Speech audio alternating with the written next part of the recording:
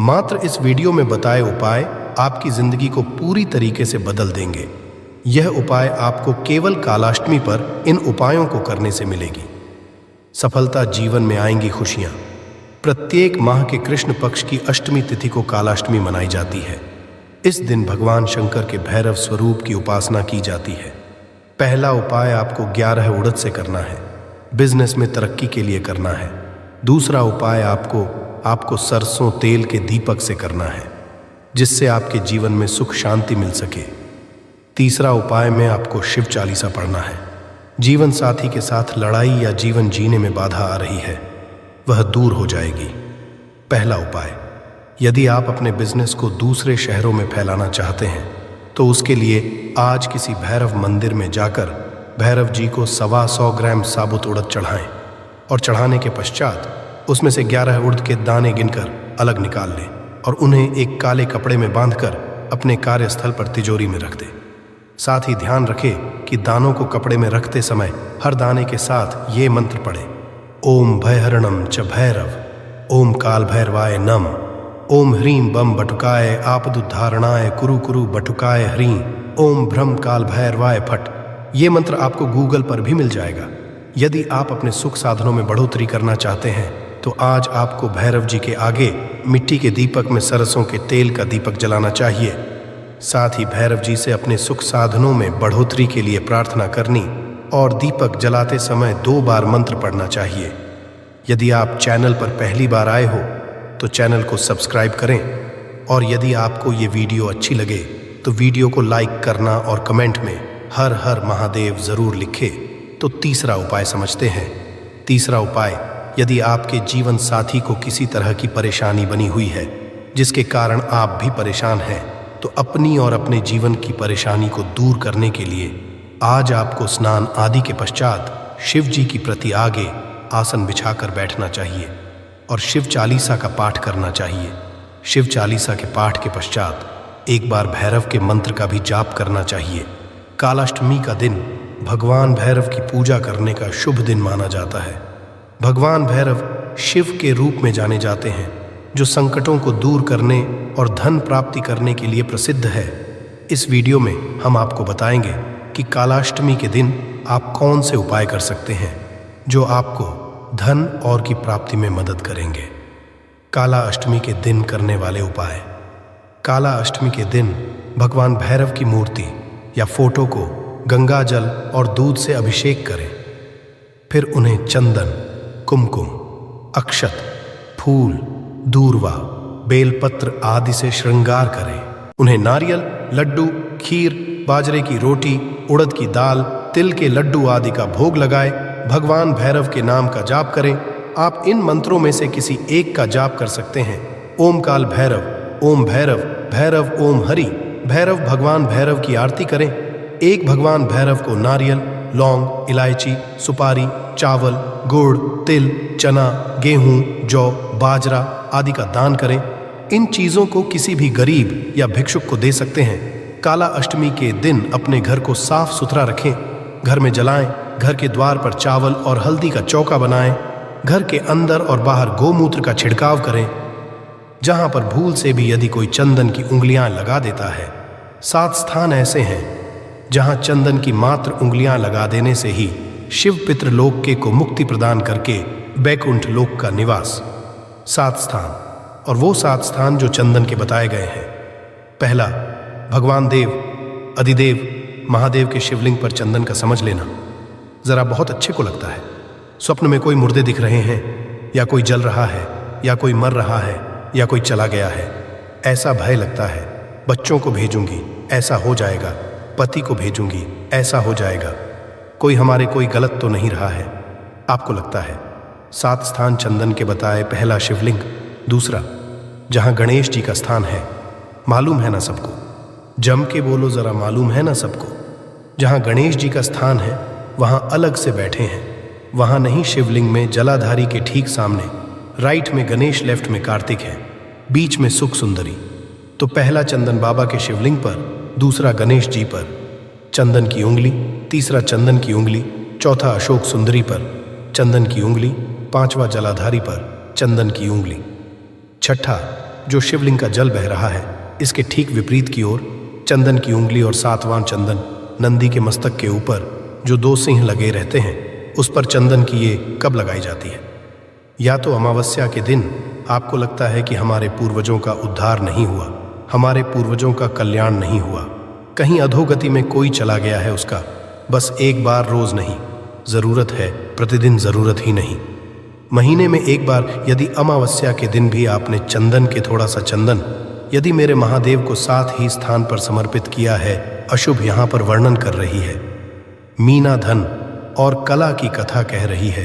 तीनों ने आशियों से माँ का चंदन भगवान को अति प्रिय होता है, और चंदन ही एक ऐसा होता है जो पितरों को भी प्रिय होता है, जिसका स्पर्श मात्र लगने से पूर्वजों का कल्याण हो जाता है। वो चंदन तो आप लोग जो पशुपति व्रत कर रहे हो या कोई भी उपवास करते हो, कई लोग कहते हैं हमने करा, नहीं हुआ, क्यों नहीं हुआ, उसमें हमारी गलतियों को मिटाया। ये देखिए, अब जैसे ये शिवलिंग है, आपने जल चढ़ाया, अब जल आप यहाँ से चढ़ा रहे हो तो धीरे धीरे धीरे धीरे चढ़ाएं, जिससे छींटे बाहर ना, यहाँ तक छींटे रहे ना, जलाधारी तक चलेगा, बाहर ना जाए। और एक बात का स्मरण रहे, यदि बेलपत्री, फूल, पत्ती जल चढ़ाने के पश्चात ये सब यदि नीचे गिर जाए, जलाधारी पर गिर गया या नीचे उतर गया, तुम्हारे पास में चंदन नहीं है, अबीर नहीं है, गुलाल नहीं है, कुछ भी नहीं हो, तो भी अपने हाथ की 3 उंगलियों से रेखा 3 खींचकर और फिर जो माला अधिकाधिक भगवान की रखी थी, उसी से भगवान का वापस पूरा श्रृंगार कर फिर वापस आइए, भगवान को पूर्ण श्रृंगार, भगवान का पूर्ण श्रृंगार कर आइए। कई लोग जल चढ़ाने के पश्चात में भगवान का जो फूल पत्ती नीचे रखी रहती है, हम ये नहीं कह रहे हैं कि आप अपने घर से लेकर जाओ, आपके पास में कुछ नहीं, एक लोटा जल चढ़ाओ, जल चढ़ाया, जो फूल पत्ती नीचे रखी हुई है उसी को उठाकर उसको रखकर उसी फूल से भगवान का खूब सुंदर भगवान का कर फिर आइए। क्यों? शिव का जब हम श्रृंगार कर आते हैं, माता पार्वती जी ने देवादिदेव महादेव का श्रृंगार किया है। आप लोगों के स्मरण होगा, राम जी ने माता जानकी का श्रृंगार किया है।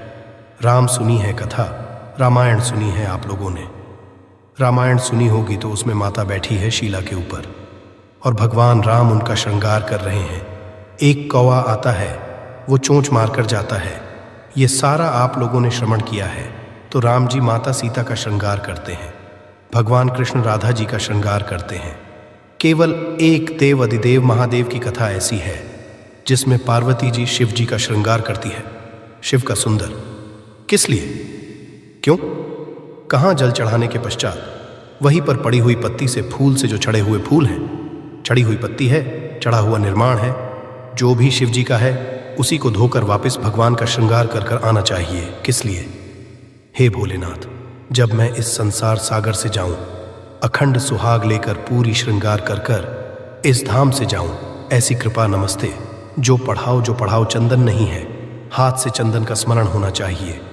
लेकर आइए कि मेरा ये कार्य है बाबा, और आपको करना है लाखों के दुखड़े जो तू हर गया डमरू वाले। फिर मेरे दुखड़ों को देखकर क्यों डर गया? डमरू वाले पशु महापुराण की यही सबसे बड़ी आनंदता कि आपको आग लगे बस्ती में, और अपन रहो अपने रहिए। जो ज्यादा गाली दे, ताना दे, अब शब्द बोले जो तुमको ताने पर ताना दे, तुम और जोरदार खजूर वाली छोटी बनाओ और ऐसा लगाओ ऐसा वाला, और फिर निकलो या बोलते रहो। अपन तो अपनी भक्ति करो, शंकर के भजन में डूबे रहो, राम नाम कृष्ण नाम में डूबो नहीं, क्या करना। फिर से महाराज, राम की दृष्टि में शंकर बड़े हैं, शंकर की दृष्टि में राम बड़े हैं, कृष्ण की दृष्टि में शिव बड़े हैं, शिव की दृष्टि में कृष्ण बड़े हैं, क्योंकि भगवान रहे हैं मुझसे बड़ा मेरा भक्त होता है, भक्त मुझसे बड़ा है। तो जो भगवान की भक्ति करता है, भगवान उसको बड़ा समझ लेता है, फिर वो कैसा भी भक्त हो। देवराज नाम का ब्राह्मण चोरी का धन लेकर शंकर जी के मंदिर में गया था। ब्राह्मण देवता कथा सुना रहे थे और एक क्षण की कथा उसके कानों में पड़ गई और वहां से वो चल दिया। अब जो ब्राह्मण देवता कथा सुना रहे थे, उनको क्या मालूम था कि चोर है, वो तो भक्त रहे थे। उनको नहीं मालूम कि ये चोर है, उनको तो भक्त समझना जिसे बेलपत्र के वृक्ष के नीचे चढ़ाया गया। पानी हमारे पितरों को प्राप्त हो जाता है, शिव जी को चढ़ाया गया पानी 33 कोटि देवताओं को प्राप्त हो जाता है। उसी तरह भगवान देव, आदिदेव, महादेव को समर्पित करा गया एक बेलपत्र 3 लोक के हमारे संपूर्ण देवी देव जो भी विराजमान है उन सबको प्राप्त हो जाता है। जल की बड़ी महत्वता कि जल शिव जी को जग को चढ़ाया जाता है। जल जब हम बेलपत्री के पेड़ के नीचे चढ़ाते हैं, पीपल के वृक्ष के नीचे जल चढ़ाते हैं, आंवले के वृक्ष के नीचे जल चढ़ाते हैं, तो उसकी कितनी कितनी महत्वता होगी, उसकी कितनी मूल्यता है। दुनिया के लोग भले ना समझे, पर उसमें पहले का नियम है हमारा। पहले जो भोजन होता था, भोजन बनता था, उसमें आंवले की खटास डाली जाती थी। आज के ज़माने में तो लोग डाल दें, नींबू डाल दें। ये सब पश्चात की है। आंवला इसलिए डालते थे क्योंकि हड्डियां मजबूत रहती थीं। अब आज के समय में तो कहाँ लोग बस च्यवनप्राश मिल जाए, आंवले का तो खा लेवे। पर नियम यदि मत बनाएं कि आंवला नूमी पर आंवले के वृक्ष से आंवले लेकर आवे। आंवला नवमी के समय पर बहुत आंवले आते हैं, तो उसके पश्चात में उसके पहले कभी भी ले आओ और आंवले के आंवले इकट्ठे कर कर वहीं जब दाल सब्जी भाजी बनाओ उसमें पटक दो थोड़ा सा एक आधा आंवला, तो उसका जो तत्व है शरीर की हड्डियों के लिए अच्छा। तो हमारे यहाँ बेलपत्री का वृक्ष, पीपल का वृक्ष, आंवले का वृक्ष, इन तीनों जगह पर जो जल चढ़ाया जाता है उसकी महत्वता भी हमारे यहाँ दर्शाई है। दादी के कमरे में जा क्योंकि दादी का कमरा तो पंचायती, अपने कमरे में कोई नहीं होना, और ले देकर केवल एक भगवान का कमरा ही ऐसा होता है। भगवान का मंदिर एक ऐसा होता है जिसमें सब तीर्थ करने गए। कहाँ? रामेश्वर, गणेश जी। भगवान शंकर से बोले, पिताजी फिर तीर्थ गई हैं। शंकर जी बोले, बेटा खसक के बैठ जा, पकड़ के लाती होगी। तीर्थ गई, वहां से रामेश्वर जी को ले आई, फिर बद्रीनाथ गई, वहां से पकड़ ले, द्वारका गई, वहां से ले आई। इतना सारा देवी देवता एक ही मंदिर में, सारा पितृदेव, ये देव वो देव, सब बैठा। बेचारा ये सब खस खाया बैठा। इतना सा तो मंदिर, उसमें भी ऐसा फंसाया बैठा, और उसी में पानी का लोटा, उसी में जल सब रख गई, और मालूम पड़े वो लोटा भी लुढ़क गया। सब गीला हो, गणेश जी ने कहा। पिताजी गीला हो गए। शंकर भगवान बोले, बेटा अब तो आरती करके गई, कल ही आएगी, और सुबह से आई इतनी सी शक्कर लिए, इतनी सी कटोरी में, और आरती भी कर रही। शक्कर धर के और दिया हाथ में, और इधर हाथ में घंटी, तन मन धन सब कुछ तेरा मुंह से बोल रही, तेरा ऊपर से दिखा रही ठेंगा। समझना मति तेरा समझ में नहीं दे रहा। पहले के लोग घंटी बजाते थे तो अंगूठा नीचे रखते थे। आज के जमाने में मन धन सब कुछ तेरा समझ रहे हो। भगवान भी इतनी सी शक्कर, और सब भगवान के सामने एक इतनी सी शक्कर धर दी। गणेश जी के मैं खाऊं, राम जी के मैं खाऊं, हनुमान जी के मैं खाऊं। सब झगड़ रहा है। इतने में सब झगड़ रहे थे। इन्होंने विचार करा, इन्हें खाने के चक्कर में अपनी किच खींच कर आई। अब की बार ये किचन में जाओ तो अपन भी किच खींच कर आओ। अब सारे पंडितों से पूछती फिर रही, महाराज घर में शांति नहीं, घर में शांति नहीं। अब महाराज मालूम कि क्यों शांति नहीं? जब देवताओं को खींच खींच कर आएगी तो तुझे कौन छोड़ेगा? जाकर खींच भगवा, और बचा कूचा था तो वो दिवाली, दशहरा आया, जन्माष्टमी आई कि इतना सारा भगवान के थाली में रख के आचार लेकर बैठ गई। अब तो जन्माष्टमी है और बचा कुचा तो पाउडर कौन सा पीताम्बरी, उससे झगड़ के ऐसा रगड़ूंगी पूरा साफ हो जाएगा। और जन्माष्टमी के दिन ऐसा रगड़ा। भगवान कह रहे हैं आज मेरा जन्मदिन और ये मुझे घस रही। भगवान बोले घस लेने दे। राधा जी बोली कोई बात नहीं, पश्चात में मैं लगा दूंगी प्रभु, अब इसका जन्मदिन आने दे, जैसी करनी वैसी भरनी।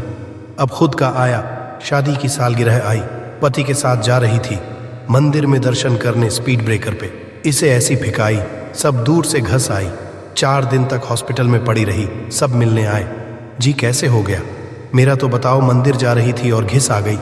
भगवान बोले तूने मेरे जन्मदिन पे घासा, तेरे जन्मदिन में मैंने घास, और घास जा हंस ले। आओ भगवत भजन, परमात्मा में भाव होना चाहिए। निर्मल मन सो मोही पावा मोहिन, छल छिद्र कपट भगवान, कहाँ कहते मुझे कुछ चाहिए। आशा है कि आज की इस प्रस्तुति में बताई गई जानकारी आपको अच्छे से समझ आ गई होगी। वीडियो अच्छा लगा हो तो एक लाइक अवश्य कर दें। धन्यवाद। वीडियो के अंत तक बने